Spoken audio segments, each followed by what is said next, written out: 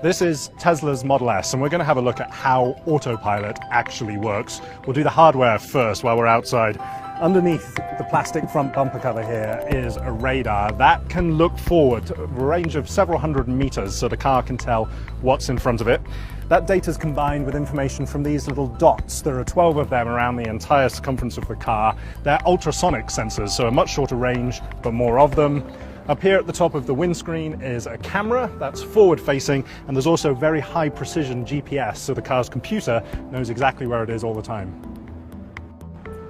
While we're still in park, we can actually activate autopilot, or the parts of it. We go into settings here.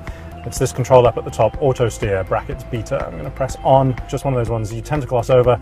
Tesla really wants us to read this now. It's saying, I will keep my hands on the wheel. Do I want to enable auto steer while it is in beta? I'm going to say yes, and that's it. That's on, lane change is on. We're ready to start our trip.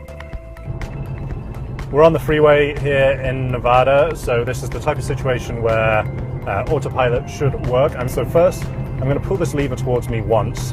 That activates adaptive cruise control, something that a lot of cars have these days. I have it set at 70. The truck in front of us is only doing 62 miles per hour right now, so the car won't go any faster than that. But if I manually change lanes and we go around the truck and take my foot back off the accelerator, the car is now doing 70, and it will hold 70 unless there's something in front that the radar senses that means that we have to slow down. The second part of autopilot is the auto steer. Now that I have to pull the lever twice to activate. There we go, and it comes up with a little sign there saying, please keep your hands on the wheel. But I can just keep one hand on now because I can see in the display here that I have two lines highlighted in blue. That means the car is seeing both lane markings on either side. If we were closer to that vehicle in front that's up there, then that would also be in blue, saying that the car recognizes that it's there and it's kind of locked onto it as a leading signal. We can just cruise along like this. I am supposed to keep hands on the wheel, but you can see how relaxing it does feel. It lulls you into this sense of security. Another fun function of autopilot, I'm right now in the left-hand lane, I should be in the right-hand lane. I'm just going to activate the signal, and then I'm actually going to take my hands off the wheel here altogether just to show you. The car just moved across into the other lane. Oh, and there's even an exit there, which it has managed not to send us down, and it's now centered us back into the right-hand lane. Not entirely sure how useful that function is. It's nice that it checks your blind spots for you, and that will perhaps get better over time with software. Right now, I personally keep a very tight eye on the car whenever it's changing lanes, just to make sure it's doing it the way that I want it to. This is a great time to be using autopilot. We're in a line of very slow-moving traffic here, although we're on a highway that's got a speed limit of 65, which the camera has captured and is showing me in front here.